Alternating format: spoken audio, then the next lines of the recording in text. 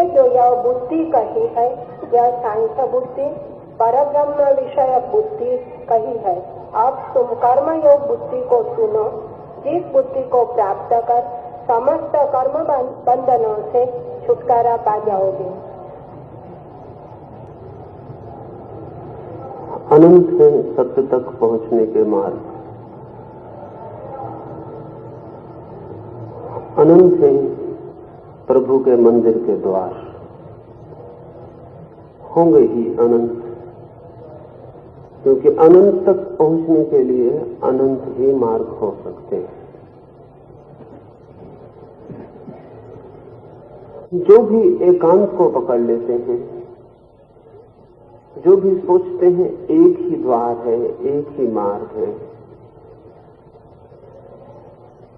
वे भी पहुंच जाते हैं। लेकिन जो भी पहुंच जाते हैं वे कभी नहीं कह पाते कि एक ही मार्ग है, एक ही द्वार है। एक का आग्रह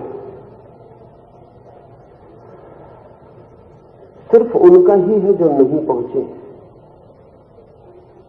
जो पहुंच गए हैं वे अनाग्रही। कृष्ण अर्जुन से कह रहे हैं कि अब तक जो मैंने तुझसे कहा वो सांख्य की दृष्टि थी,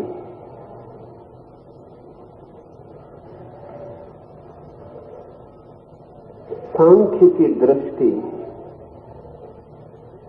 गहरी से गहरी ज्ञान की दृष्टि।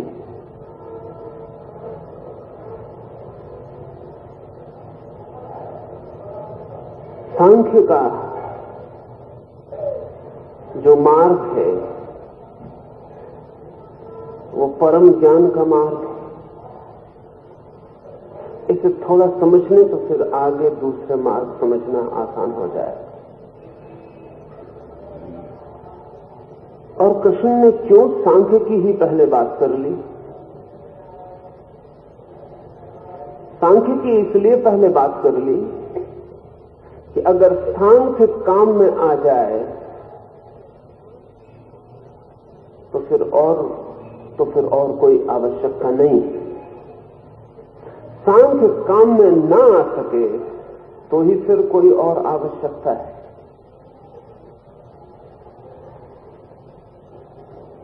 जापान में ज़ेन साधना की एक पद्धति है। आज पश्चिम में ज़ेन का बहुत प्रभाव है। आज का जो भी विचारशील वर्ग है जगत का, पूरे जगत की इंटेलिजेंसिया, वो ज़ेन में उत्सुक है। और ज़ेन सांख्य का ही एक रूप है।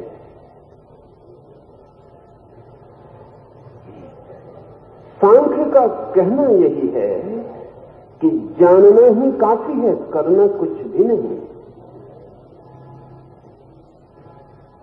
Knowledge is enough. जानना पर्याप्त है। इस जगत की जो पीड़ा है और बंधन है वो न जानने से ज्यादा नहीं। अज्ञान के अतिरिक्त और कोई वास्तविक बंधन नहीं है।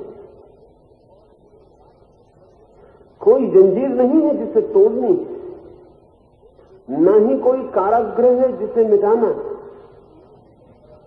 न ही कोई जगह है जिससे मुक्त होना। सिर्फ जानना है। जानना है कि मैं कौन हूं, जानना है कि जो चारों तरफ फैला है वो क्या है। सिर्फ अंडरस्टैंडिंग, सिर्फ जानना। जो लोग कृष्णमूर्ति से परिचित हैं उन्हें ये स्मरण में उपयोगी होगा कि कृष्णमूर्ति का सारा विचार सांख्य है।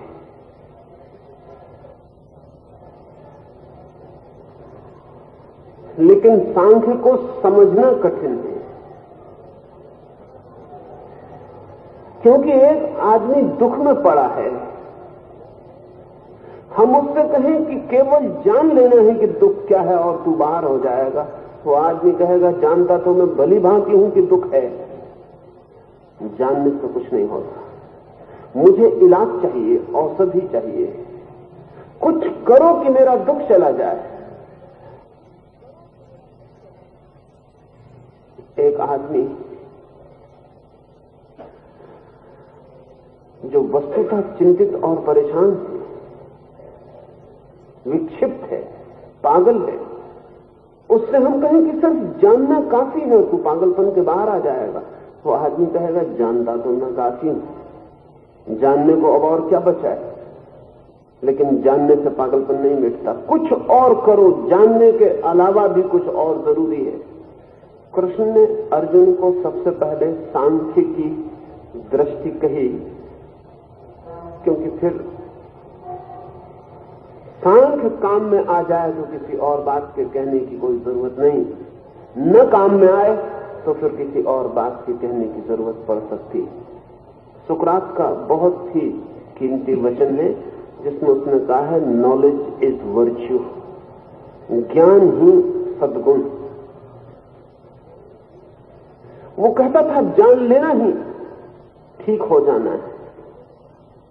उससे लोग पूछते थे कि हम भली भांति जानते हैं कि चोरी बुरी, फिर भी चोरी छूटती नहीं। तो सुकरात कहता तुम जानते ही नहीं कि चोरी क्या है। अगर तुम जान लो कि चोरी क्या है तो छोड़ने के लिए कुछ भी न करना होगा। हम जानते हैं क्रोध बुरा है, हम जानते हैं भय बुरा है, हम जानते हैं काम बुरा है, वासना बुरी है, लोभ बुरा है, मद मत्सर सब बुरा है, सब जानते हैं।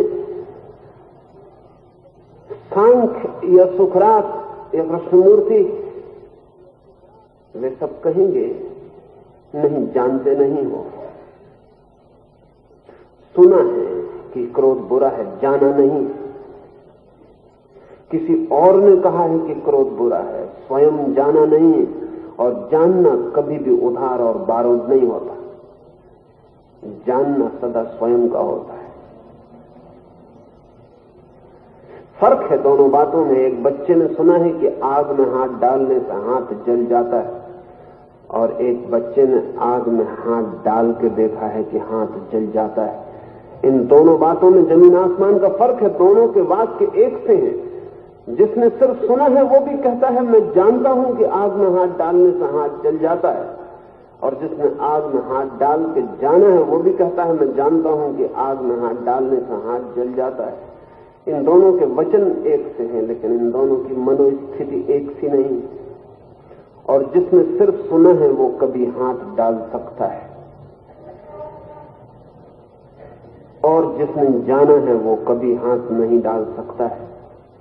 और जिसने सिर्फ सुना है वो कभी हाथ डाल के कहेगा कि जानता तो मैं था कि हाथ डालने से हाथ जल जाता है, फिर मैंने हाथ क्यों डाला है। वो जानने में भूल कर रहा है। दूसरे से मिला हुआ जानना जानना नहीं हो सकता। जिस जानने की सांख्य बात करता है, जिस नोइंग की सांख्य बात करता है, वो जानना है जो उधार नहीं है। इस जानने से क्या हो जाएगा? एक छोटी सी कहानी की बात समझाने की कोशिश करूं। दूसरे महायुद्ध में ऐसा हुआ कि एक आदमी युद्ध स्थल पर आहत हो गया। जब होश में आया बेहोशी से, तो पता चला कि उसे स्मरण भूल गया है, वो अपना सब अतीत भूल चुका है। उसे ये भी पता नहीं कि उसका नाम क्या है। कठिनाई ना आती, क्योंकि सेना में नाम की कोई जरूरत नहीं होती, लेकिन उसका नंबर भी खो गया युद्ध के स्थल पर। सेना में तो आदमी नंबर से जाना जाता है, सेना में नाम से नहीं जाना जाता है। सुविधा है नंबर से जानने में, और जब पता चलता है कि 11 नंबर आज मर गया तो कोई तकलीफ नहीं होती, क्योंकि नंबर के न बाप होते, न माँ होती, न बेटा होता, नंबर का कोई भी नहीं होता। नंबर मर जाता है, मर जाता है। तख्ती पर सूचना लग जाती कि इतने नंबर गिर गए, किसी को कहीं कोई पीड़ा नहीं होती। नंबर रिप्लेस हो जाते, दूसरा नंबर 11 नंबर उसकी जगह आ जाता है। किसी आदमी को रिप्लेस करना मुश्किल, लेकिन नंबर को रख देना नंबर की जगह कोई कठिन नहीं। इसलिए मिलिट्री तो नंबर से चलती है, दफ्तर में नाम होते हैं रजिस्टर में, लेकिन उसका नंबर भी खो गया है, उसे नाम याद नहीं रहा, अब वो कौन है, अब क्या करें, उसे कहां भेजें, उसका घर कहां है, उसके मां बाप कहां हैं। बहुत कोशिश की, खोजबीन की, कुछ पता नहीं चल सका है।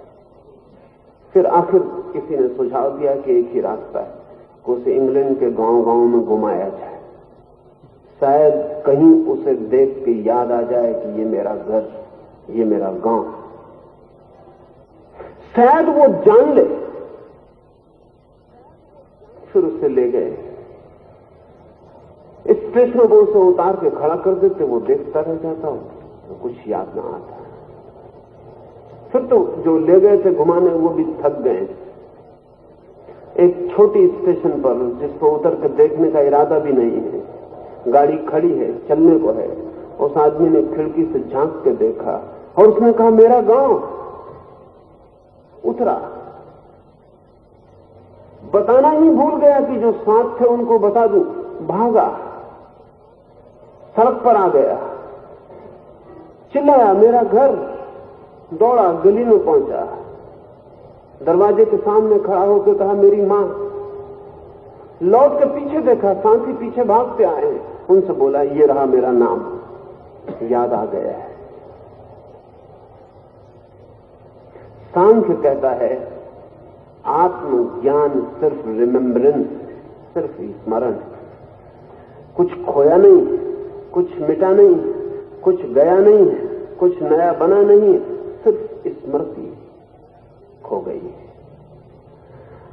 और जिसे हम जानने जा रहे हैं, अगर वो नया जानना है तब तो फिर कुछ और करना पड़ेगा, लेकिन अगर वो भूला हुआ ही है जिसे पुनः जानना है, तब कुछ करने की जरूरत नहीं, जान लेना ही काफी।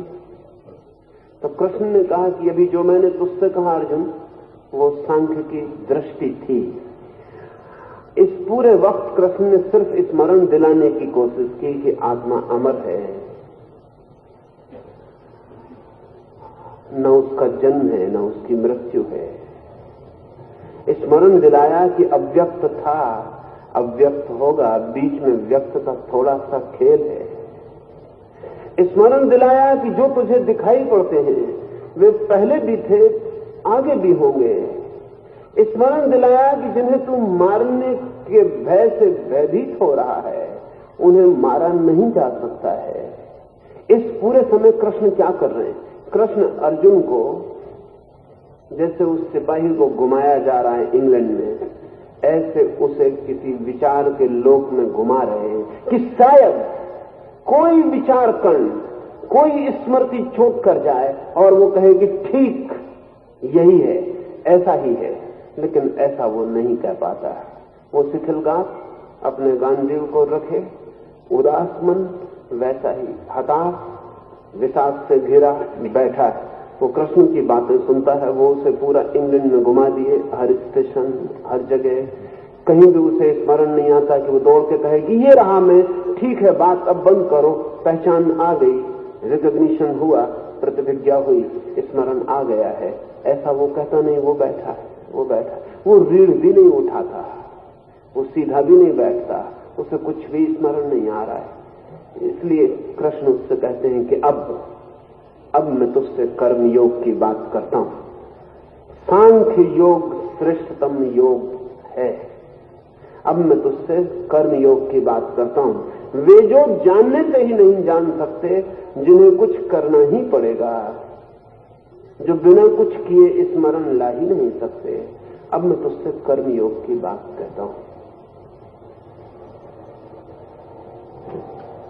आचार्य श्री, जैन बुद्धिज्म में जैसे कि अद्वैत वेदांत में ब्रह्म आता है, तो जैन बुद्धिज्म में तो कुछ ऐसा है नहीं। आप साम्यता जो बता रहे हैं उसकी स्पष्टता करें। और दूसरी बात यह है कि वेस्टर्न फिलोसोफर सांख्य का कभी पुरस्कार करते हैं तो इसलिए कि सांख्य निरीश्वरवादी है, क्योंकि कोई कोई विद्वान ऐसा कहते हैं कि सांख्य निरीश्वरवादी नहीं है, तो ये भी है, तो वेस्टर्न फिलोसोफर जो निरीश्वरवादी है इसलिए सांख्य का स्वीकार करते हैं, और जैन और सांख्य दोनों पास में से ब्रह्म तत्व का क्या हो सकता है? जैन और सांख्य के बीच जो साम्य मैंने कहा, उस साम्य का कारण है ब्रह्म की चर्चा नहीं, उस साम्य का कारण है ज्ञान की प्रधानता। जैन कहता है करने को कुछ भी नहीं, और जो करेगा वो व्यर्थ ही भटकेगा। जैन तो यहां तक कहता है कि तुमने खोजा कि तुम भटके, खोजो ही मत, खड़े हो जाओ और जान लो, क्योंकि तुम वही हो जिसे तुम खोज रहे हो।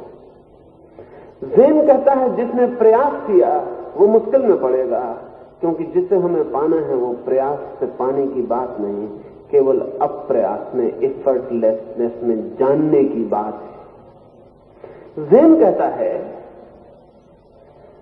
पा सकते हैं श्रम से उसे जो हमारा नहीं, पा सकते हैं श्रम से उसे जो हमें मिला हुआ नहीं। धन पाना हो तो बिना श्रम के नहीं मिलेगा, धन पाने के लिए श्रम करना होगा। धन हमारा कोई स्वभाव नहीं। एक आदमी को दूसरे के घर जाना हो तो रास्ता चलना पड़ेगा, क्योंकि दूसरे का घर अपना घर नहीं है। लेकिन एक आदमी अपने घर में बैठा हो और पूछता हो कि मुझे मेरे घर जाना है, मैं किस रास्ते से जाऊं, तो ज़ैन कहता है जाना ही मत, अन्यथा घर से दूर निकल जाओगे। एक छोटी सी कहानी मुझे याद आती है, ज़ैन फकीर कहते हैं, वो कहते हैं एक आदमी ने शराब पी ली, शराब पी के आधी रात अपने घर पहुंचा, हाथ पैर डोलते हैं, आंखों को ठीक दिखाई नहीं पड़ता, ऐसे भी अंधेरा है, भीतर नशा है, बाहर अंधेरा है, टटोल टटाल के किसी तरह अपने दरवाजे तक पहुंच गया और फिर थक गया, बहुत देर से भटक रहा है।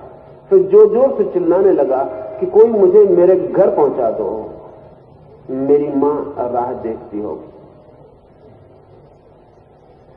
पास पड़ोस के लोग उठाए, उन्होंने कहा पागल तो नहीं हो गए हो, तुम अपने ही घर के सामने खड़े हो, अपने ही घर की सीढ़ियों पर, यही तुम्हारा घर है।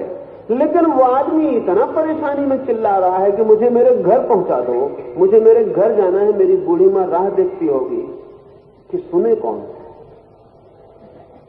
सुनने के लिए भी तो चुप होना जरूरी। वो आदमी चिल्ला रहा है, पास पड़ोस के लोग उससे कह रहे हैं यही तुम्हारा घर है, लेकिन यही तुम्हारा घर है, ये भीतर कैसे प्रवेश करे? वो आदमी तो भीतर चिल्ला रहा है मेरा घर कहां है? शोर को सुनकर उसकी बूढ़ी मां भी उठाई, जिसकी तलाश में वो है। उसने दरवाजा खोला, उसने उसके सिर पर हाथ रखा और कहा बेटा तुझे क्या हो गया है? उसने उसके ही पैर पकड़ लिए और उसने कहा कि मेरी बूढ़ी मां राह देखती होगी, मुझे रास्ता बताओ कि मेरा घर कहां है। तो पास पड़ोस में कोई मजाक करने वाले लोग एक बैलगाड़ी लेके आ गए और उन्होंने कहा कि बैठो, हम तुम्हें तुम्हारे घर पहुंचाएंगे। वो आदमी बड़ा प्रसन्न हुआ, उसने कहा कि ये भला आदमी है, ये सारे लोग मुझे घर पहुंचाने का कोई उपाय ही नहीं करते,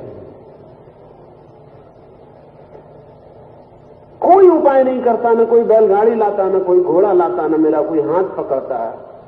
तुम एक भले आदमी हो। उसने उसके पैर पड़े, वो आदमी हंसता रहा, उसे बैलगाड़ी में बिठाया, 10-12 चक्कर लगाए घर के, फिर उसे द्वार के सामने उतारा। फिर वो कहने लगा धन्यवाद, बड़ी कृपा कि मुझे मेरे घर पहुंचा दिया है।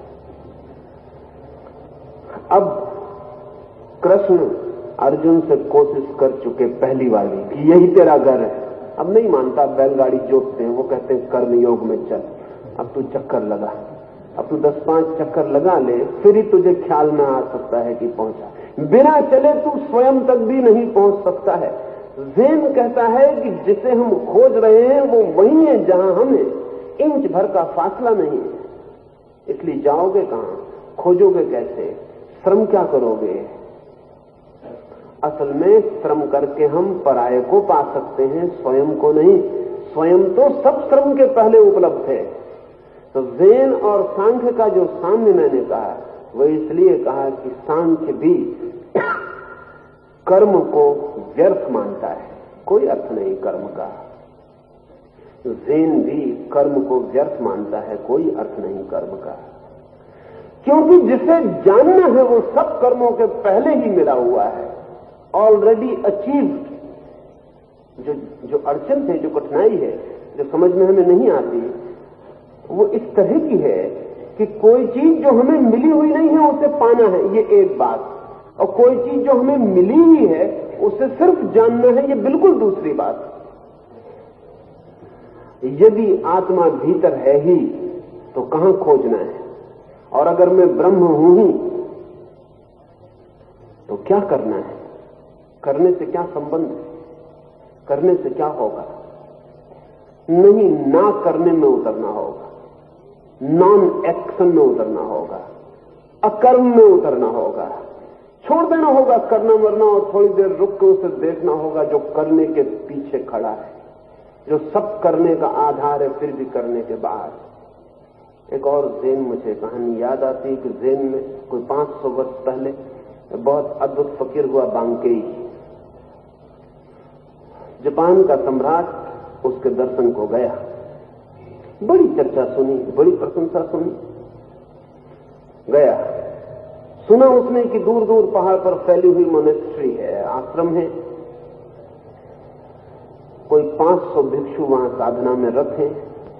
तो गया, बांकेई से उसने कहा, एक एक जगह मुझे दिखाओ तुम्हारे आश्रम की, मैं काफी समय लेकर आया हूं, मुझे बताओ कि तुम कहां कहां क्या क्या करते हो, मैं सब जानना चाहता हूं।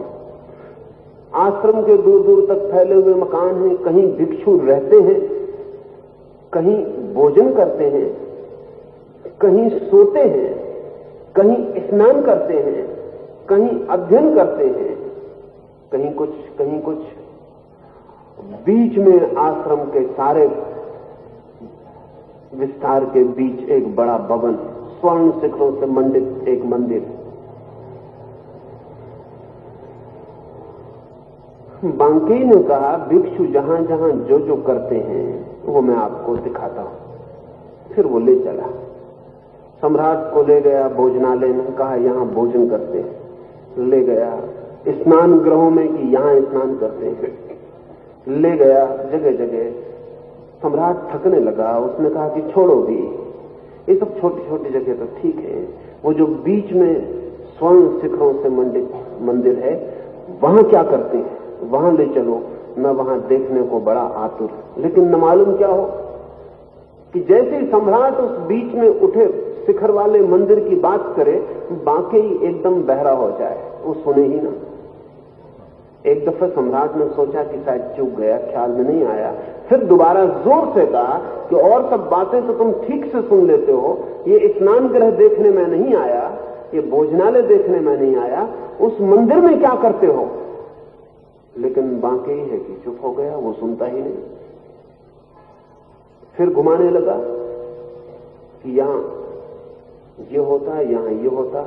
आखिर वापस द्वार पर लौट आए, वो बीच के मंदिर में बांकेई नहीं ले गया। सम्राट घोड़े पे बैठने लगा और उसने कहा, या तो मैं पागल हूं या तुम पागल हो। जिस जगह को मैं देखने आया था तुमने दिखाई ही नहीं, तुम आदमी कैसे हो? और मैं बार बार कहता हूं कि उस मंदिर में ले चलो, वहां क्या करते हैं? तुम एकदम बहरे हो जाते हो, सब बात सुनते हो, इसी बात में बहरे हो जाते हो।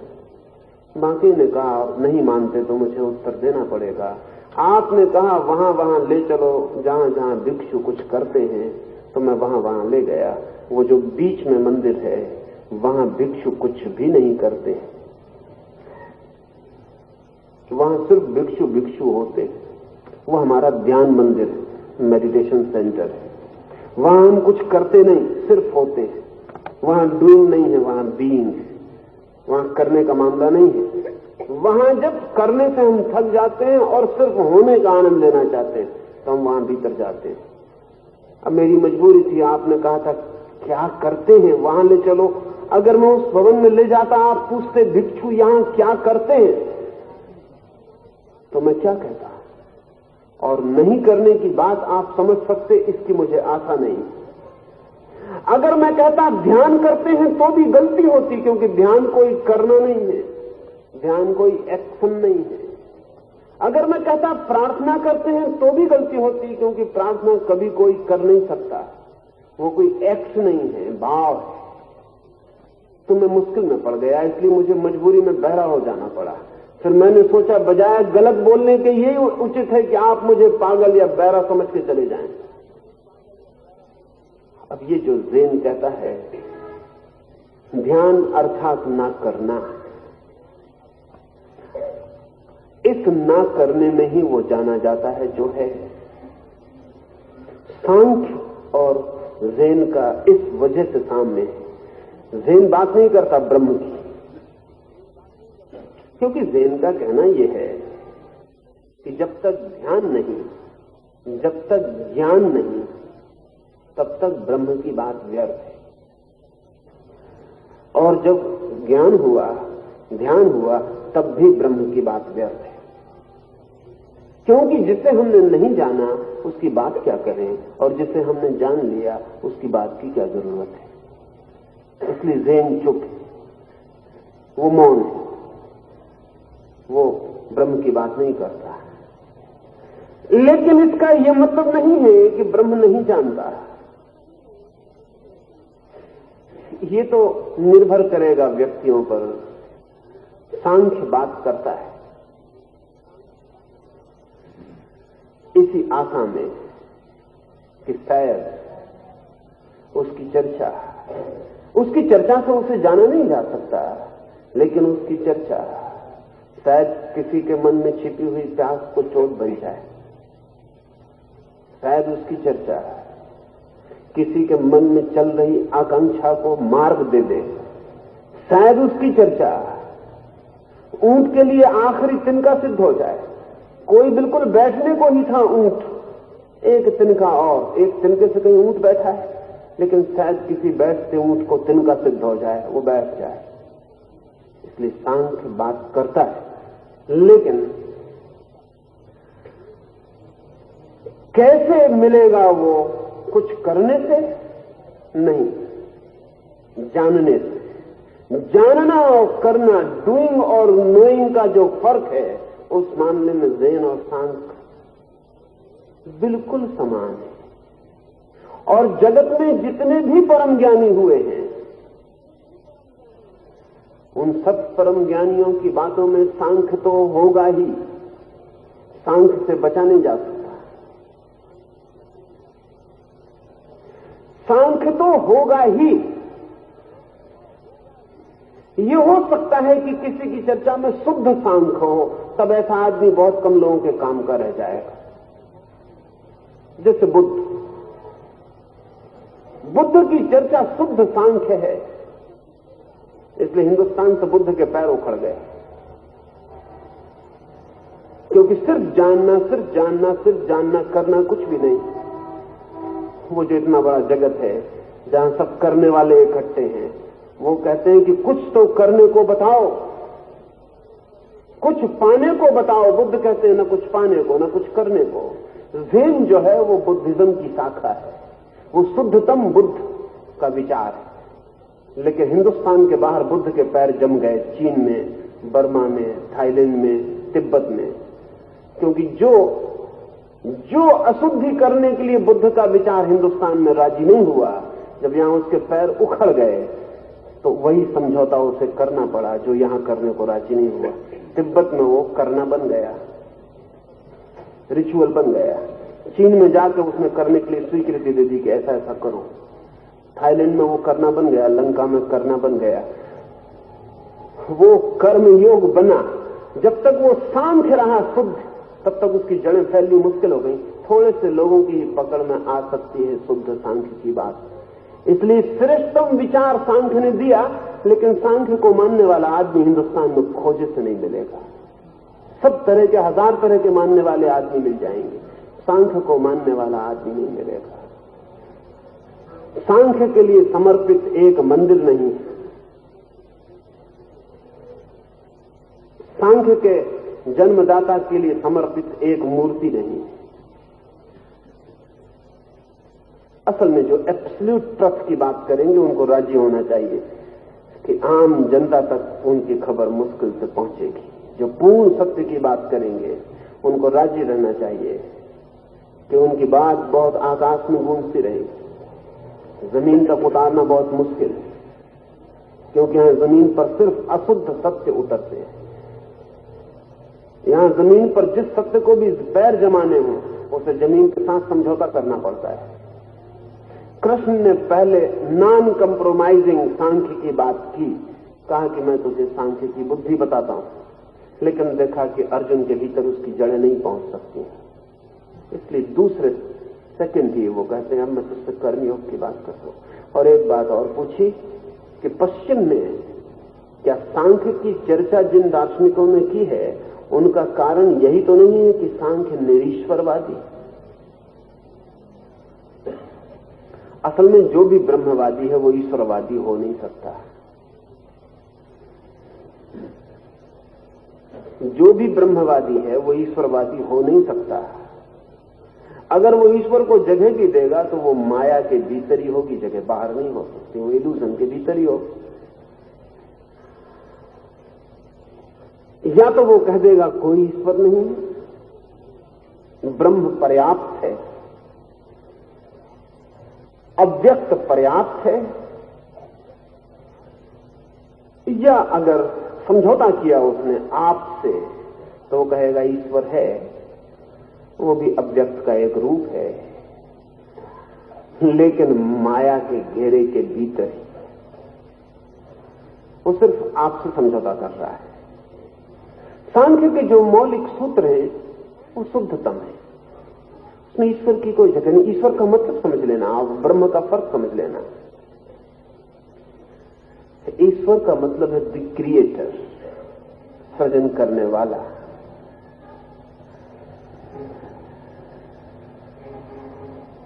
ब्रह्म का अर्थ है शुद्धतम जीवन की ऊर्जा। ईश्वर के पहले भी ब्रह्म है, ईश्वर भी बनते और मिटते, ईश्वर भी आते और जाते। ईश्वर हमारी धारणाएं, इसे ऐसा समझें कि मैं एक अंधेरी रात में चल रहा हूं, दूर 2-4 मील दूर कुछ दिखाई पड़ता है, लगता है कि कोई पुलिस वाला खड़ा है, और मील भर चल के आता हूं पास तो दिखाई पड़ता है पुलिस वाला नहीं, कोई झाड़ का ठूंठ है, और मील भर चल के आता हूं तो पाता हूं झाड़ का ठूंठ भी नहीं।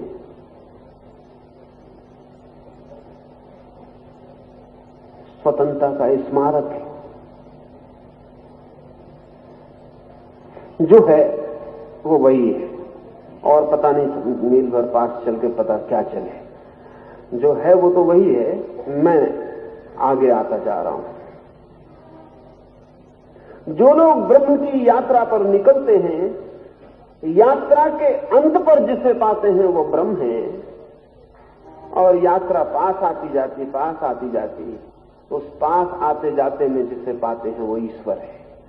ईश्वर ब्रह्म को दूर से देखा गया कंसेप्शन, धारणा है। हम सोच ही नहीं सकते ब्रह्म को। जब हम सोचते हैं तो हम ईश्वर बना लेते हैं। निर्गुण को हम सोच नहीं सकते, जब सोचते हैं सगुण बना लेते हैं। निराकार को हम सोच नहीं सकते, जब सोचते हैं तो उसे भी आकार दे देते हैं। ब्रह्म मनुष्य के मन से जब देखा जाता है तब ईश्वर निर्मित होता है। ये ईश्वर मनुष्य का निर्माण है। जैसे जैसे आगे जाएगा विचार छोड़ेगा छोड़ेगा और निर्विचार होगा, उस दिन पाएगा ईश्वर भी खो गया। अब जो शेष रह जाता है निराकार निर्गुण, वही ब्रह्म है। तो शुद्धतम सूत्र में तो सांख्य राजी नहीं है, क्योंकि सांख्य कहता है बीच के मुकाम बनाने नहीं। लेकिन सांख्य भी बाद में एक दूसरी धारा फूटी। निरीश्वर सांख्य तो था ही, लेकिन वो भी हवा में खोने लगा, तो शेश्वर सांख्य भी निर्मित हुआ।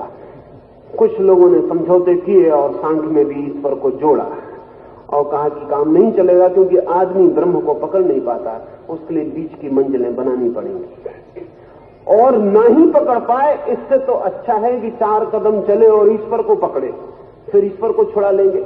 चलने को ही राजी ना हो, 4 कदम चलाओ, 4 कदम चलने के बाद कहेंगे कि जो तुम्हें दिखाई पड़ता था गलत दिखाई पड़ता था, इसे छोड़ो और 4 कदम चलो। हो सकता है बीच में कई ईश्वर के मंदिर खड़े करने पड़े, इसके पहले कि ब्रह्म का अव्यक्त, ब्रह्म का निराकार मंदिर प्रकट हो। पश्चिम में जो सांख्य का प्रभाव है वो निरीश्वरवादी होने की वजह से नहीं है। पश्चिम में भी जो बुद्धिमान विचारशील आदमी पैदा हुआ है वो भी जानता है कि बात तो सिर्फ ज्ञान की ही है, सिर्फ जान लेने की है। अगर हमें समझ में ना आए तो वो हमारी मजबूरी है, लेकिन बात केवल जान लेने की है। अगर इकहार्ड से पूछें या प्लेटिनस से पूछें या बोहमे से पूछें तो पश्चिम में भी जो आदमी जानता है वो कहेगा बात तो यही है कि सिर्फ जान लेना है और कुछ भी नहीं करना है। जरा हिले करने के लिए कि चूक हुई, क्योंकि करना बिना हिले ना होगा, करेंगे तो हिलना ही पड़ेगा। और वो जो अकंप है वो हम जरा भी हिले कि खोया, उसी की तरह अकंप हो जाना पड़ेगा। जैसे दिए की लौ किसी बंद घर में जहां हवा के झोंके ना आते हो अकंप चलती है, ऐसे ही अकर्म में व्यक्ति की चेतना अकंप हो जाती, अकर्म में नॉन एक्शन में अकंप हो जाती है। और जैसे ही व्यक्ति की चेतना अकंप होती है विराट की चेतना से एक हो जाती है। पश्चिम में भी प्रभाव सांख्य का है और मैं मानता हूं जैसे जैसे मनुष्य की बुद्धि और विकसित होगी सांख्य और भी प्रभावी होता चला जाएगा। भारत में उतना प्रभाव सांख्य का नहीं है, भारत में प्रभाव योग का है, जो कि बिल्कुल ही दूसरी उल्टी बात है। योग कहता है कुछ करना पड़ेगा, योग मनुष्य के निम्नतम बुद्धि से चलता है, सांख्य मनुष्य की श्रेष्ठतम बुद्धि से चलता है। स्वभावता जो श्रेष्ठतम से शुरू करेगा वो आखिर तक नहीं आ पाएगा, और अक्सर ऐसा होगा कि जो आखिर से शुरू करेगा वो चाहे तो श्रेष्ठतम तक पहुंच जाए। सांख्य शुद्धतम ज्ञान है, योग शुद्धतम क्रिया है। और अगर हम सारी दुनिया के चिंतन को 2 हिस्सों में बांटना चाहें तो सांख्य और योग 2 शब्द काफी। जिनका भी करने पर भरोसा है उनको योग में, और जिनको न करने पर भरोसा है, सिर्फ जानने पर भरोसा, उनको सांख्य में। असल में जगत में सांख्य और योग के अतिरिक्त कुछ भी नहीं है, बाकी सब इन 2 कैटेगरी में कहीं न कहीं खड़े होंगे। चाहे दुनिया के किसी कोने में कोई चिंतन पैदा हुआ हो जीवन के प्रति, बस 2 ही विभाजन में बांटा जा सकता है। असल में पूर्व और पश्चिम की फिलॉसफी बांटनी बंद करनी चाहिए, जैन हिंदू मुसलमान की फिलॉसफी बांटनी बंद करनी चाहिए। सिर्फ 2 विभाजन किए जाने चाहिए, योग और सांख्य। योग पर वे आस्थाएं जो कहती हैं कुछ करने से होगा, सांख्य पर वे आस्थाएं जो कहती हैं कुछ ना करने से ही होता है।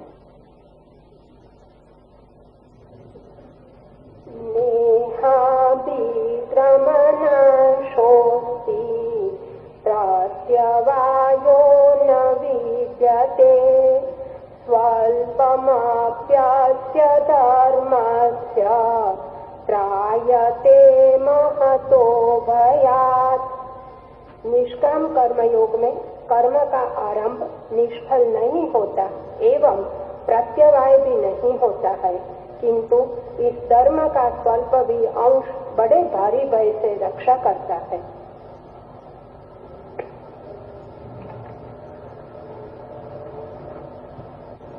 कृष्ण कह रहे हैं कि निष्काम कर्म का कोई भी कदम व्यर्थ नहीं जाता है।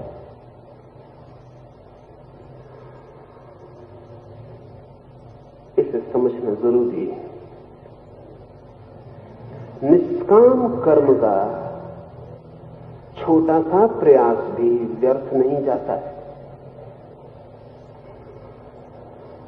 लेकिन इससे उल्टी बात भी समझ लेनी चाहिए।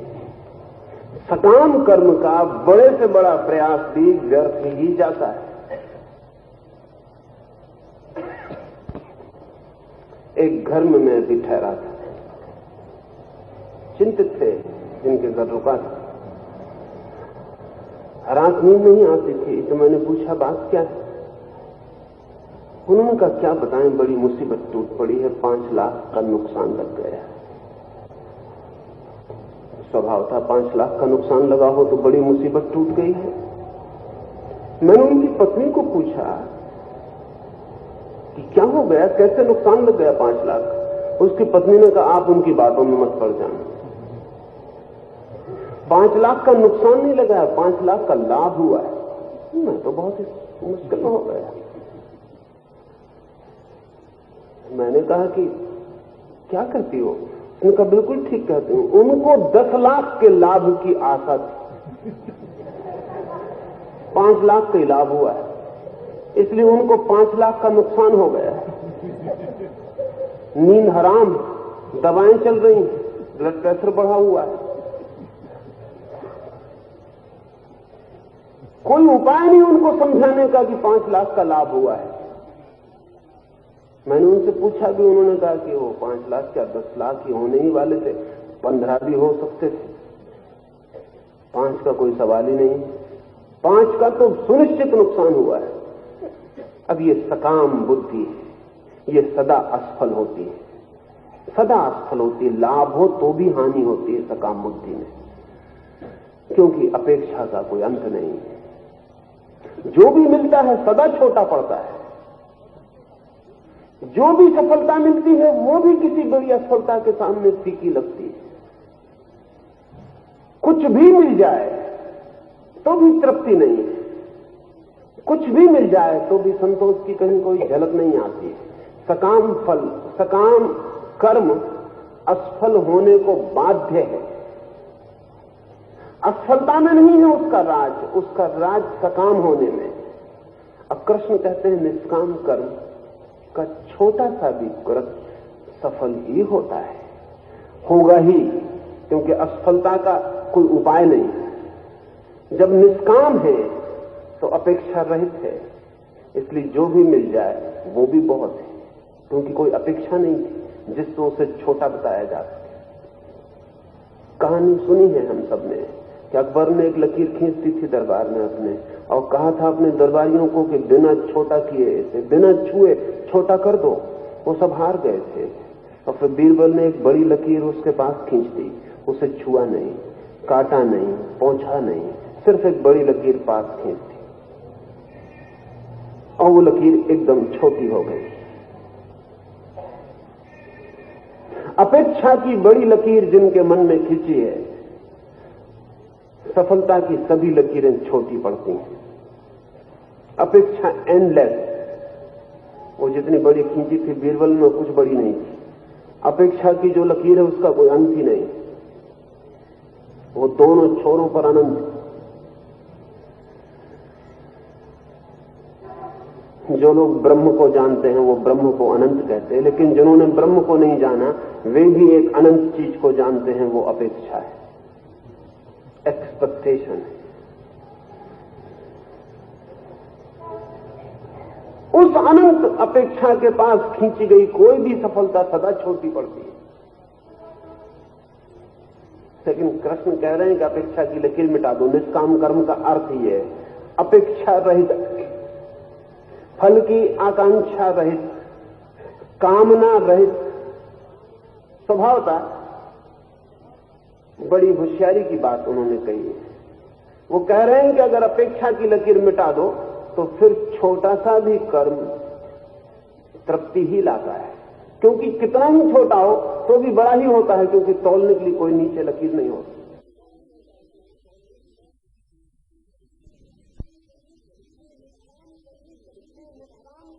इसलिए निष्काम कर्मी कभी भी विषाद को उपलब्ध नहीं होता है, सिर्फ सकाम कर्मी विषाद को उपलब्ध होता है। फ्रस्ट्रेशन जो है वो सकाम कर्म की छाया है, निष्काम कर्म की कोई छाया नहीं बनती, कोई विषाद नहीं बनता। इसलिए एक बहुत मजे की बात ध्यान में ले लेनी जरूरी है। गरीब आदमी ज्यादा विषाद को उपलब्ध नहीं होता, अमीर आदमी ज्यादा विषाद को उपलब्ध होता है। होना नहीं चाहिए ऐसा, बिल्कुल नियम को तोड़ के चलती हुई बात मालूम पड़ती है। गरीब समाज ज्यादा परेशान नहीं होते, अमीर समाज बहुत परेशान हो जाते। क्या कारण होगा? असल में गरीब आदमी अनंत अपेक्षा की हिम्मत नहीं जुटा पाता। वो जानता है अपनी सीमा को, वो जानता है कि क्या हो सकता है क्या नहीं हो सकता है, अपने बस के बाहर है बात। वो अनंत अपेक्षा की रेखा नहीं बनाता है, इसलिए फ्रस्ट्रेशन को उपलब्ध नहीं होता, इसलिए विषाद को उपलब्ध नहीं होता। अमीर आदमी जिसके पास सुविधा है, संपन्नता है, अपेक्षा की रेखा को अनंत गुना बड़ा करने की हिम्मत जुटा लेता है, बस उसी के साथ विषाद उत्पन्न हो जाता है। पॉल गुडमैन ने अमेरिका के संबंध में एक किताब लिखी,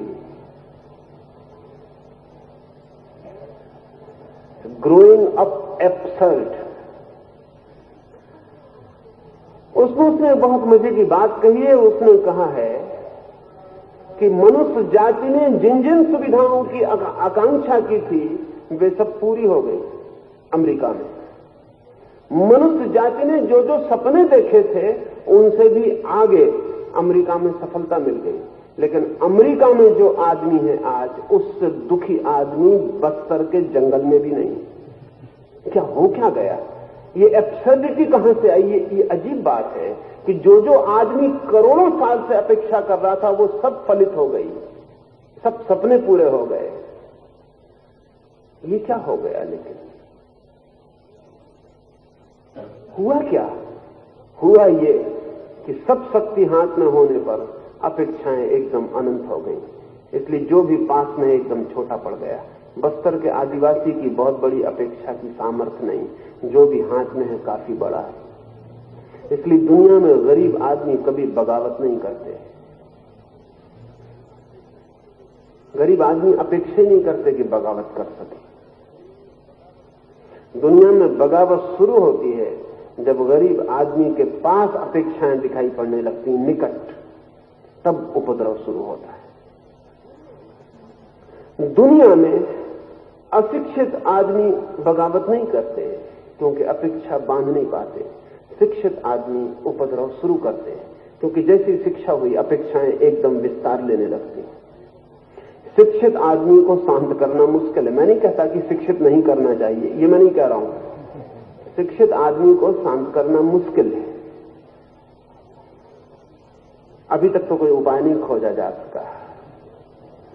इसलिए अभी एक बहुत बड़े विचारक ने तो किताब लिखी, कंपल्सरी मिस एजुकेशन, जिसको हम अनिवार्य शिक्षा कहते हैं, वो उसको अनिवार्य कुशिक्षा। क्योंकि अगर अंततः आदमी सिर्फ दुखी और अशांति होता हो तो आधा साधा सीख लेने से भी क्या हो जाने वाला है। अगर समृद्धि सिर्फ विषाद ही लाती हो तो ऐसी समृद्धि से दरिद्रता बेहतर मालूम पड़ सकती है। लेकिन राज क्या है? सीक्रेट सिर्फ इतना सा है, समृद्धि से कोई लेना देना नहीं है। अगर अपेक्षा की धारा बहुत ज्यादा ना हो तो समृद्ध आदमी भी शांत हो सकता है, और अगर अपेक्षा की धारा बहुत बड़ी हो तो दरिद्र भी अशांत हो जाएगा।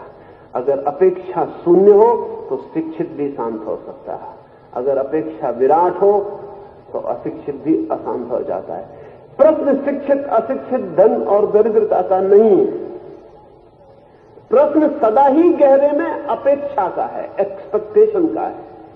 तो वो कृष्ण कह रहे हैं कि निष्काम कर्म की तुझसे मैं बात कहता, और इसलिए कहता कि निष्काम कर्म को करने वाला व्यक्ति कभी भी असफलता को उपलब्ध नहीं होता है, एक। और दूसरी बात वो ये कह रहे हैं कि निष्काम कर्म में छोटा सा भी विघ्न, छोटी सी भी बाधा नहीं आती। क्यों नहीं आती? ऐसा निष्काम कर्म में ऐसी क्या कीमिया है, क्या केमिस्ट्री है कि बाधा नहीं आती, कोई प्रत्यवाय पैदा नहीं होता है?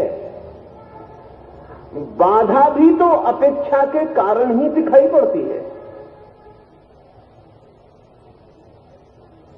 जिसकी अपेक्षा नहीं है उसे बाधा भी कैसे दिखाई पड़ेगी? गंगा बहती सागर की तरफ, अगर वो पहले से एक नक्शा बना ले, अब पक्का कर ले कि इस रास्ते से जाना है, तो 1000 बाधाएं आएंगी रास्ते में, क्योंकि कहीं किसी ने मकान बना लिया होगा गंगा से बिना पूछे, कहीं कोई पहाड़ खड़ा हो गया होगा गंगा से बिना पूछे, कहीं चढ़ाई होगी गंगा से बिना पूछे, और नक्शा वो पहले बना ले, तो फिर बाधाएं 1000 आएंगी। और ये भी हो सकता है कि बाधाओं से लड़ के गंगा इतनी मुश्किल में पड़ जाए कि सागर तक कभी पहुंच ही ना पाए, लेकिन गंगा बिना ही नक्शे के, बिना प्लानिंग के चल पड़ती है। रास्ता पहले से अपेक्षा में न होने से जो भी मार्ग मिल जाता वही रास्ता है, बाधा का कोई प्रश्न नहीं है। अगर पहाड़ रास्ते में पड़ता तो किनारे से गंगा बह जाती। पहाड़ से रास्ता बनाना ही किसको था जिससे पहाड़ बाधा बने? जो लोग भी भविष्य की अपेक्षा को सुनिश्चित करके चलते हैं, अपने हाथ से बाधाएं खड़ी करते हैं, क्योंकि भविष्य आपका अकेला नहीं है। किस पहाड़ ने बीच में खड़े होने का पहले से योजना कर रखी होगी, आपको कुछ पता नहीं।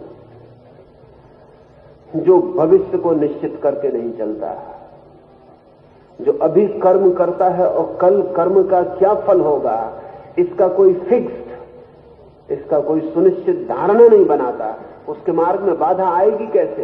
असल में उसके लिए तो जो भी मार्ग होगा वही मार्ग है, और जो भी मार्ग मिलेगा उसी के लिए परमात्मा को धन्यवाद है। उसको बाधा मिल ही नहीं सकती।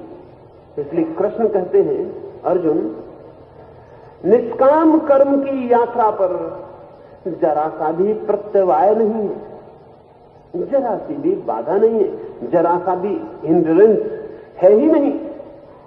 पर बड़ी होशियारी की, बड़ी कलात्मक बात है, बहुत आर्टिस्टिक बात है, एकदम से ख्याल में नहीं आएगी,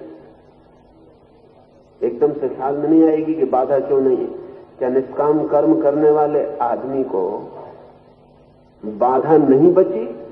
बाधाएं सब अपनी जगह, लेकिन निष्काम कर्म करने वाले आदमी ने बाधाओं को स्वीकार करना बंद कर दिया है।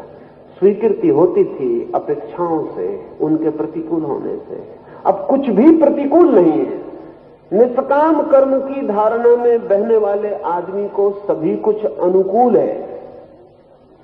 इसका यह मतलब नहीं कि सभी कुछ अनुकूल है, असल में जो भी है वो अनुकूल ही है, क्योंकि प्रतिकूल को तय करने का उसके पास कोई भी तराजू नहीं है। न बाधा है न विफलता है, सब बाधाएं, सब विफलताएं सकाम मन की निर्मितियां हैं।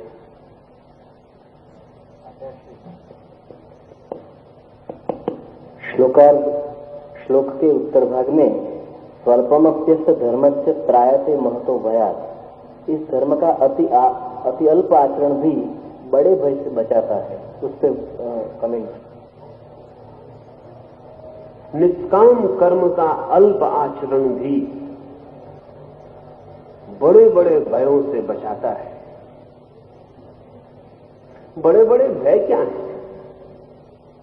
बड़े बड़े भय वही हैं, असफलता तो नहीं मिलेगी, विषाद तो हाथ नहीं आएगा, दुख तो पल्ले नहीं पड़ेगा, कोई बाधा तो ना आ जाएगी, निराशा तो नहीं मिलेगी। बड़े बड़े भय यही है। तो कृष्ण कह रहे हैं सूत्र के अंतिम हिस्से में कि निष्काम कर्म का थोड़ा सा भी आचरण, अंश मात्र आचरण भी, रत्ती भर आचरण भी पहाड़ जैसे भयों से मनुष्य को मुक्ति दिला देता है।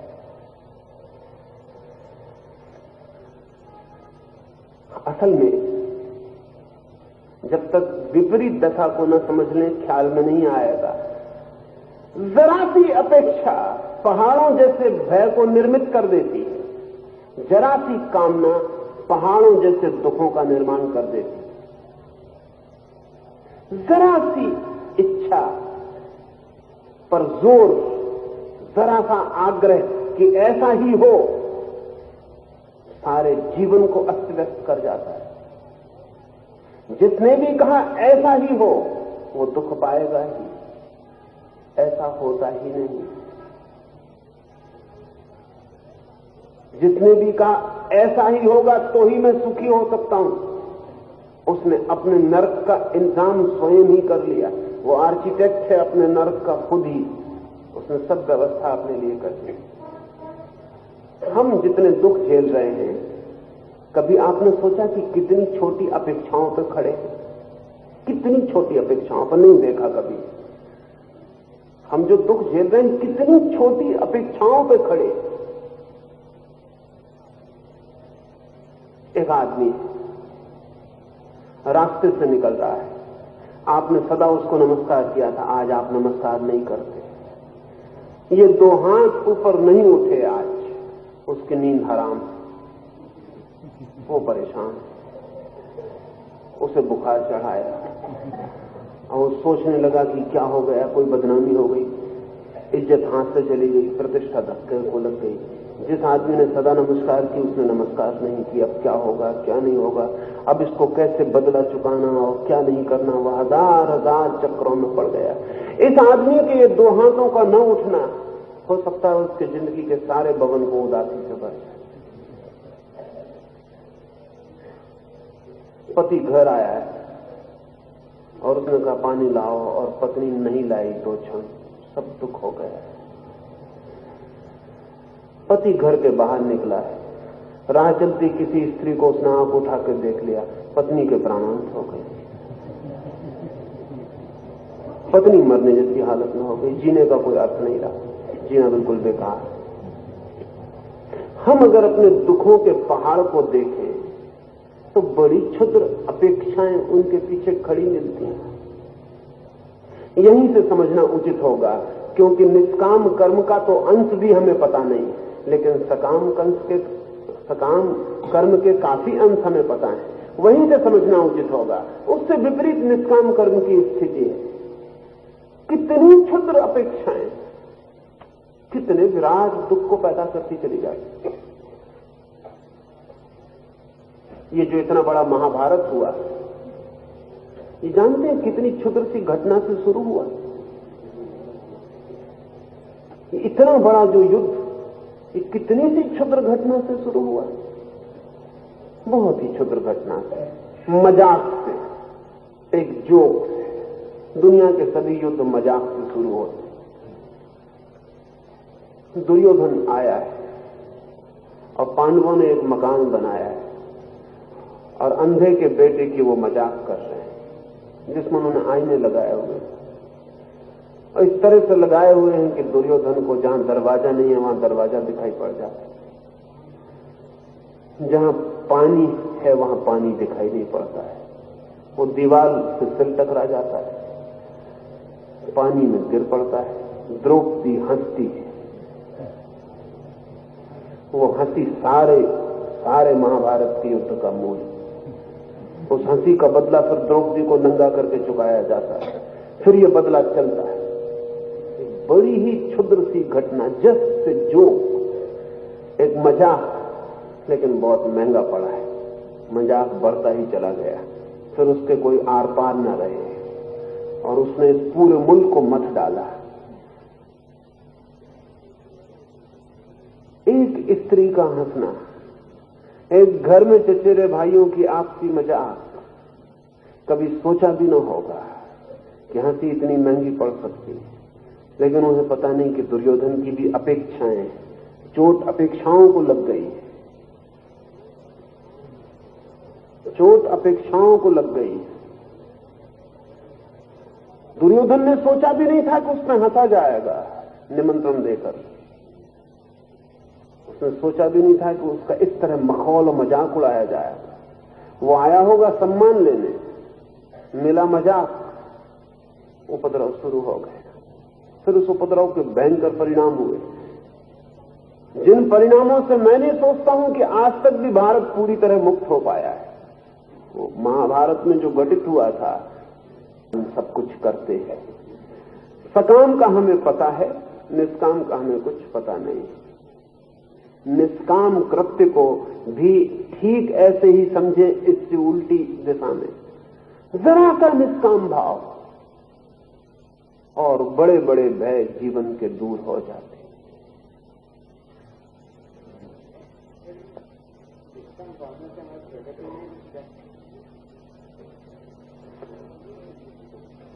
पूछ रहे हैं कि निष्काम भावना से हमारी प्रगति नहीं रुक जाती। प्रगति का क्या मतलब होता है? अगर प्रगति से मतलब है कि बहुत धन हो, बड़ा मकान हो, एक छोटी सी शांति की लहर भी इस जगत के पूरे साम्राज्य के समतुल्य नहीं है। लेकिन हम प्रगति से एक ही मतलब लेते हैं। लेकिन इसका यह भी मतलब नहीं है कि मैं ऐसा कह रहा हूं कि जो निष्काम कर्म में गति करेगा अनिवार्य रूप से दीन और दरिद्र हो जाएगा। ये मैं नहीं कह रहा हूं, क्योंकि मन शांत हो तो दरिद्र होने की कोई अनिवार्यता नहीं है। क्योंकि शांत मन जिस दिशा में भी काम करेगा ज्यादा कुशल होगा, धन भी कमाएगा तो भी ज्यादा कुशल होगा। हाँ, एक फर्क पड़ेगा कि धन कमाने का अर्थ चोरी नहीं हो सकेगा, उस कुशलता ज्यादा होगी, उसके पास शक्ति ज्यादा होगी, समझ ज्यादा होगी। इसलिए ऐसा नहीं कह रहा हूं कि वैसा आदमी अनिवार्य रूप से गरीब होगा, भीतरी तो समृद्धि होगी ही।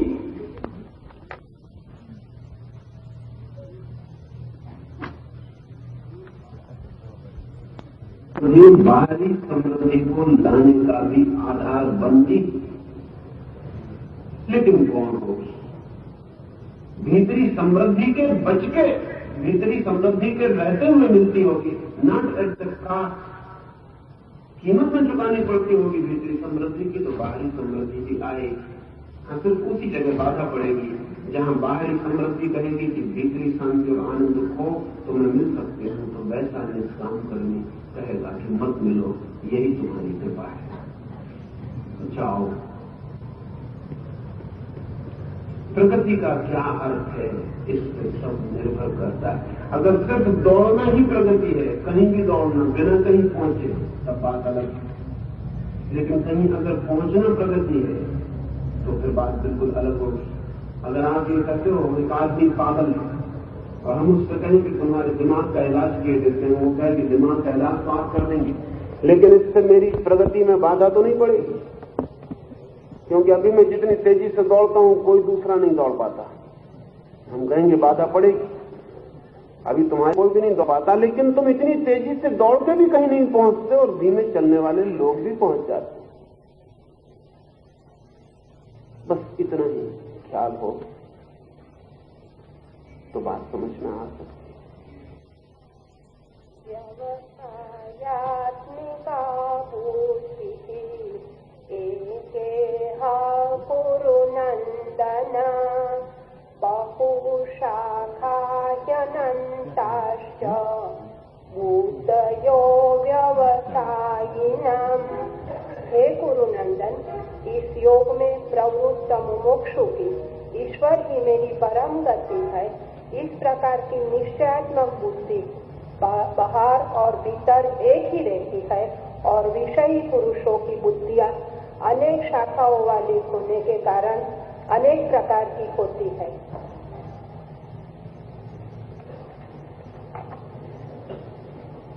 मनुष्य का मन एक हो सकता है, अनेक हो सकता है। मनुष्य का चित्त अखंड हो सकता है, खंड खंड हो सकता है। मनुष्य की बुद्धि स्वविरोधी खंडों में बटी हुई हो सकती है, विभाजित हो सकती है, अविभाजित भी हो सकती है। साधारणता विषयी चित्त, इच्छाओं से भरे चित्त की अवस्था एक मन की नहीं होती, अनेक मन की होती है। पोलीसाइकिल, बहुचित्त होते हैं उसमें। और ऐसा ही नहीं कि बहुचित्त होते हैं, एक चित्त के विपरीत दूसरा चित्त भी होता है। मैं कुछ दिन पहले दिल्ली में था, एक मित्र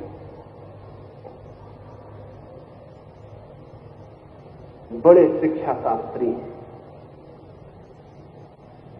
किसी विश्वविद्यालय के पहले कुलपति थे, फिर अब और भी बड़े पद पर हैं।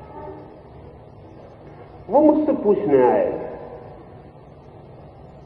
कि हम शिक्षित तो कर रहे हैं लोगों को, लेकिन बेईमानी, झूठ, दगा, फरेब सब बढ़ता चला जाता है। हम अपने बच्चों को बेईमानी, दगा, फरेब, झूठ से कैसे रोकें? तो मैंने उनसे पूछा, दूसरे के बच्चों के पहले छोड़ दें, क्योंकि दूसरों के बच्चों को दगा फरेब से रोकने को कोई भी तैयार हो जाता है। मैं आपके बच्चों की बात करना चाहता हूं। दूसरों के बच्चों को दगा फरेब से रोकने में कौन सी कठिनाई? दूसरे का बेटा सन्यासी हो जाए तो सब मोहल्ले सी बात की जाए। मैंने उनसे पूछा कि मैं आपसे ये पूछता हूं, आप अपने बच्चों को दगा फरेब, झूठ, खुशामत, बेईमानी, ये जो 1000 बीमारियां इस समय मुल्क में हैं, इन सब से छुटकारा दिलाना चाहते हैं? उन्होंने बड़े डरते से मन से कहा कि हाँ, दिलाना चाहता हूं। लेकिन मैंने कहा, आप इतने कमजोर उससे कह रहे हैं हाँ, कि मैं फिर से पूछता हूं कि थोड़ी हिम्मत जुटा के कहिए। उन्होंने कहा कि नहीं, मैं बिल्कुल दिलानी चाहता हूं। मैंने कहा, लेकिन आप हिम्मत नहीं जुटाते। आप जितनी ताकत से पहले मुझसे बोले कि सब बर्बाद हुआ जा रहा है, तो हम मुल्क भर के बच्चों को कैसे ईमानदारी सिखाएं, उतने जोर से आप अब नहीं कहते। नहीं होता है, मैं नसी पकड़ना चाहता हूं। तो उन्होंने कहा कि नहीं, इतनी हिम्मत से तो नहीं कह सकता। मैंने कहा, क्यों नहीं कह सकते? तो उन्होंने कहा कि मैं जानता हूं कि इतना तो मैं चाहता हूं कि जितने ऊंचे पद तक मैं उठा, कम से कम मेरा लड़का भी उठे। और ये भी मैं जानता हूं कि अगर वो पूरा ईमानदार हो, नैतिक हो, तो नहीं उठ सकता है। तो फिर मैंने कहा, 2 मन हैं आपके, 2 में से एक साफ तय करिए। या तो कहिए कि मैं लड़का सड़क पे भीख मांगे इसके लिए राजी हूं, लेकिन बेईमानी नहीं। और या फिर कहिए कि लड़का बेईमान हो, मुझे कोई मतलब नहीं, शिक्षा मंत्रालय में होना चाहिए। एजुकेशन मिनिस्ट्री में पहुंचे बिना हमें कोई चैन नहीं, बेईमानी से हमें कोई मतलब नहीं। साफ बात करिए, और नहीं तो आप अपने लड़के में भी डबल माइंड पैदा कर देंगे। वो लड़का भी समझ जाएगा, बाप चाहता है कि शिक्षा मंत्री तक होने तक पहुंचो, और देखता है कि शिक्षा मंत्री तक होने की यात्रा सीढ़ी दर सीढ़ी बेईमानी और चोरी की यात्रा है। दूसरी तरफ बाप कहता है कि ईमानदार बनो, और ईमानदार इस जगत में हालत ठीक वैसी है जैसा कि नए मॉडर्न इन इमोरल सोसाइटी, नैतिक आदमी अनैतिक समाज में, तो सड़क पर भीख मांगने की तैयारी होनी ही चाहिए। यद्यपि नैतिक होकर सड़क पर भीख मांगने में जितना आनंद है, उतना अनैतिक होकर सम्राट हो जाने में भी नहीं है, लेकिन वो दूसरी बात है। ये दोनों बातें लड़के के दिमाग में होंगी तो लड़के के 2 मन हो जाएंगे। तब फिर वो यही कर सकता है, ज्यादा से ज्यादा कुछ तो उसको इंतजाम भीतरी करना पड़ेगा, कोई कोलिजन गवर्नमेंट तो भीतर बनानी पड़ेगी ना। इन सब उपद्रवी विरोधी तत्वों के बीच कोई तो समझौता करके कोई संवित सरकार निर्मित करनी पड़ेगी। तो फिर यही होगा कि जब बाहर दिखाना हो तो ईमानदार है, उसको भी दिखाना ही है। चित्त हमारा बढ़ जाता अनेक खंडों में, और विपरीत आकांक्षाएं एक साथ पकड़ लेती हैं, और अनंत इच्छाएं एक साथ जब मन को पकड़ती हैं तो अनंत खंड हो जाते हैं, और एक ही साथ हम सब इच्छाओं को करते चले जाते हैं। एक आदमी कहता है मुझे शांति चाहिए, और साथ ही कहता है मुझे प्रतिष्ठा चाहिए। उसे कभी ख्याल में नहीं आता कि वो क्या कह रहा है। एक मित्र मेरे पास आए, आती से मुझसे बोले कि मैं अरविंद आश्रम हो आया, रमन आश्रम हो आया, शिवानंद के आश्रम हो आया, सब आश्रम छान डाले, कहीं शांति नहीं मिलती। अभी शांति, तो मुझे शांति दे। तो मैंने कहा कि इसके पहले कि तुम मुझसे भी निराश हो, एकदम उल्टे लौटो और वापस हो जाओ, मैं तुम्हें शांति नहीं दूंगा। और तुम कुछ इस तरह कह रहे हो कि जैसे अरविंद आश्रम ने तुम्हें शांति देने का कोई ठेका ले रखा है, कि सब जगह हो आया, कहीं नहीं मिली, जैसे कि मिलना कोई आपका अधिकार था। बाहर हो जाओ दरवाजे के। कहने लगा आप कैसे आदमी? मैं शांति खोजने आया हूं। मैंने कहा अशांति खोजने कहां गए थे? अशांति खोजने किस आश्रम में गए थे ये मुझे पहले बता दो। कहीं नहीं गया था। तो मैंने कहा बीच में अशांति के वक्त मुझसे तुमने कोई सलाह ना ली थी, शांति के वक्त तुम मुझसे सलाह लेने चले आए। मैंने पूछा कि शांति की बात बंद, अगर मेरे पास रुकना है तो अशांति की चर्चा करो कि अशांत कैसे हुए हो, क्या है अशांति, उसकी मुझसे बात करो। अशांति तुम्हारी स्पष्ट हो जाए तो शांति पाना जरा भी कठिन नहीं। वो 2 दिन मेरे पास थे। उनकी अशांति फिर धीरे धीरे उन्होंने खोलनी शुरू की। वही थी जो हम सबकी है। एक ही लड़का है उनका, बहुत पैसा कमाया ठेकेदारी से, तलवार लेके खड़े हो गए दरवाजे पर कि लाश बिछा दूंगा, बाहर निकल जाओ। लड़का बाहर निकल गया। अब मुसीबत है, अब मौत करीब आ रही है। अब किस मुंह से लड़के को वापस बुलाएं जब तलवार दिखा के निकाला था और मौत वापस आ रही है, और जिंदगी भर जिस पैसे को 1000 तरह की चोरी और बेईमानी से कमाया उसका कोई मालिक भी नहीं रह जाता है और हाथ से सब छूटा जा रहा है। तो मैंने उनसे पूछा, वो लड़की खराब थी जिसने तुम्हारे लड़के से शादी की? कहा नहीं, लड़की तो बिल्कुल अच्छी थी, लेकिन मेरी इच्छा के खिलाफ। तुम्हारी इच्छा से तुम शादी करो, तुम्हारा लड़का क्यों करने लगा? अशांत होने के रास्ते खड़े कर रहे हो। फिर जब उसने शादी अपनी इच्छा से की और तुमने उसे घर से बाहर निकाल दिया तो अब परेशान क्यों हो रहे हो? बात समाप्त हो गई। उसने तो आके नहीं कहा कि घर में वापस लो, कहने लगे यही तो अशांति है कि वो एक दफे आके माफी मांग ले, अंदर आ जाए। तो नहीं, ठीक है। जब उसने आपकी बात नहीं मानी तो ठीक है, बात खत्म हो गई। अब आप क्यों परेशान? ये धन का क्या होगा? धन का सबके मर जाने के बाद क्या होता है? और तुम्हें क्या फिक्र? तुम मर जाओगे, धन का जो होगा वो होगा। कहानी मेरे ही लड़के। मैंने कहा फिर मेरे ही लड़के के पास मेरी पसंद की औरत होनी चाहिए, ख्याल छोड़ो। तुम्हारा लड़का धन छोड़ने को राजी है अपने प्रेम के लिए, तुम भी कुछ छोड़ने को राजी हो जाओ। 2 दिन मेरे पास थे, सारी बात हुई, देखा कि सब 1000 तरह की उल्टी सीधी इच्छाएं मन को पकड़े हुए, तो चित्त अशांत हो गया है। हम सबका मन ऐसा ही अशांत है। कृष्ण कह रहे हैं कि विषय आसक्त चित्त, चूंकि विषय बहुत विपरीत है, एक ही साथ विपरीत विषयों की आकांक्षा करके विक्षिप्त होता रहता है और खंड खंड में टूट जाता है। रूपेण, क्योंकि कामना गिरती है तो कामना से बने हुए खंड गिरते हैं। जो व्यक्ति अपेक्षा रहित जीवन में प्रवेश करता है, क्योंकि अपेक्षा गिरती है इसलिए अपेक्षाओं से निर्मित खंड गिरते हैं। उसके भीतर एक चित्तता, यूनिसाइकिकनेस, उसके भीतर एक मन पैदा होना शुरू हो जाता है। और जहां एक मन है वहां जीवन का सब कुछ है, शांति भी, सुख भी, आनंद भी। जहां एक मन है वहां सब कुछ है, शक्ति भी, संगीत भी, सौंदर्य भी आता है। और जहां अनेक मन है तो पास में भी जो है वो भी सब बिखर जाता है और खो जाता है। लेकिन हम सब पारे की तरह हैं, खंड खंड, टूटे हुए, बिखरे हुए, खुद ही इतने खंडों में टूटे हैं कि कैसे शांति हो सकती है। जोशुआ लियमन ने अपने संस्मरण लिखे। संस्मरण में जो किताब को नाम दिया है वो बहुत अच्छा है, और उस किताब के पहले हिस्से में उसने जो उल्लेख किया है कीमती है। कहा कि जवान था, विश्वविद्यालय से पढ़ के लौटा था, तो मेरे मन में हुआ कि अब जीवन का एक नक्शा बना लूं कि जीवन में क्या क्या पाना है।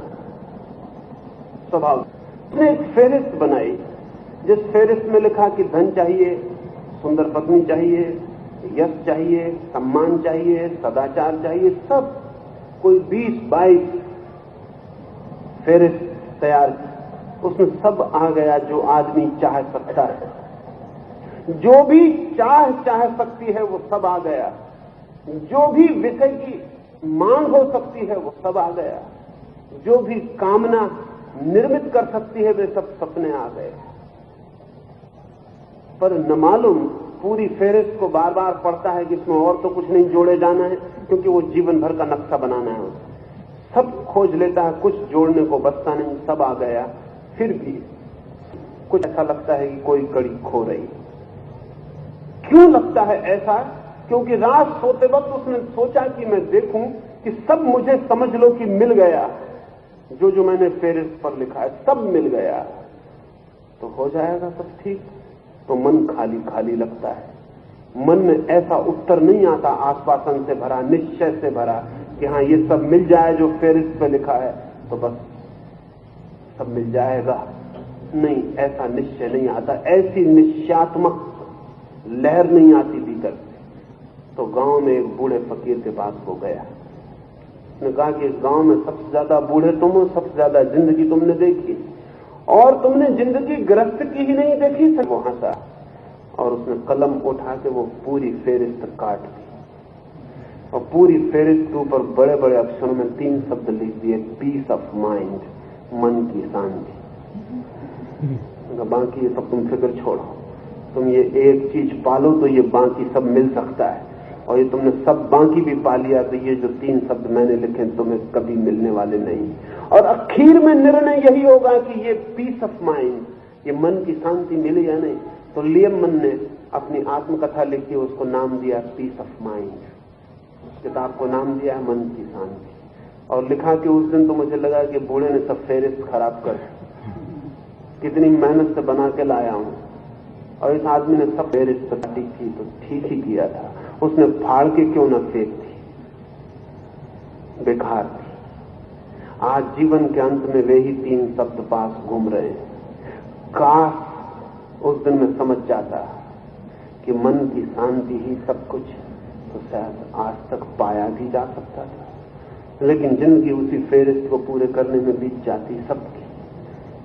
तो कृष्ण कह रहे हैं ये जो विषयों की दौड़ है चित्त की, ये सिर्फ अशांति को, अशांति का अर्थ ही सिर्फ एक है, बहुत बहुत दिशाओं में दौड़ता हुआ मन अर्थात अशांति, न दौड़ता हुआ मन अर्थात शांति। तो कृष्ण कहते हैं निष्काम कर्म की जो भाव दशा है, एक में वही निश्चयात्मक बुद्धि है, the definitive intellect, definitive intelligence. इसको आखिरी बात समझ लें, जहां एक मन है वहां अनिश्चय नहीं। अनिश्चय होगा कहां? अनिश्चय के लिए कम से कम 2 मन चाहिए। जहां एक मन है वहां निश्चय है। इसलिए आमतौर से आदमी लेकिन क्या करता है, वो कहता है कि निश्चयात्मक बुद्धि चाहिए, तो वो कहता है जोड़ तोड़ करके निश्चय कर लो, दबा दो मन को, छाती पे बैठ जाओ, निश्चय कर लो कि बस निश्चय कर लिया। लेकिन जब वो निश्चय कर रहा है जोर से, तभी उसको पता है कि भीतर विपरीत स्वर कह रहे हैं कि ये तुम क्या कर रहे हो, ये ठीक नहीं है। किसके खिलाफ कर रहे हो? जिसके खिलाफ निश्चय कर रहे हो वो भीतर बैठा है। मैं एक बूढ़े आदमी से मिला, उस बूढ़े आदमी ने कहा कि मैंने अपनी जिंदगी में 3 बार ब्रह्मचर्य का व्रत लिया है। तो मैंने पूछा कि चौथी बार क्यों नहीं लिया? बूढ़ा आदमी ईमानदार था। बूढ़े आदमी कम ही ईमानदार होते हैं, क्योंकि जिंदगी इतनी बेईमानी सिखा देती है कि जिसका कोई हिसाब नहीं। बच्चे साधारणतः ईमानदार होते हैं, बेईमान बच्चा खोजना मुश्किल है। बूढ़े साधारणतः बेईमान होते हैं, ईमानदार बूढ़ा खोजना मुश्किल है। पर वो बूढ़ा ईमानदार आदमी था। उसने कहा कि आप व्रत पूरे होते, जब तुमने व्रत लिया था तब तुम्हारा पूरा मन राजी था? उसने कहा पूरा ही मन राजी होता तो फिर क्या था? मेजॉरिटी माइंड से लिया था, बहुमत से लिया था, मन कोई पार्लियामेंट नहीं। कि जिसमें आप बहुमत से पक्ष ले लें। मन कोई पार्लियामेंट नहीं है, कोई संसद नहीं है, और अगर संसद भी है तो वैसी ही संसद है जैसी दिल्ली में। उसमें कुछ पक्का नहीं है कि जो अभी आपके पक्ष में गवाही दे रहा था वो 2 दिन बाद विपक्ष में गवाही देगा, उसको कुछ पक्का नहीं है। आप रात भर सो कर सुबह उठोगे पाओगे कि माइनॉरिटी में हो, मेजॉरिटी। हम वो ये नहीं कह रहे कि तुम निश्चय करो, वो ये कह रहे हैं जो निष्काम कर्म की यात्रा पर निकलता है उसे निश्चयात्मक बुद्धि उपलब्ध हो जाती है, क्योंकि उसके पास एक ही मन रह जाता, विषयों में जो भटकता नहीं मन, जो अपेक्षा नहीं करता, जो कामना की व्यर्थता को समझ लेता है, जो भविष्य के लिए आतुरता से फल की मांग नहीं करता, जो क्षण में और वर्तमान में जीता है, वैसे व्यक्ति को एक मन उपलब्ध होता है। एक मन निश्चयात्मक हो जाता है, उसे करना नहीं पड़ता है। से कल सुबह बात करेंगे।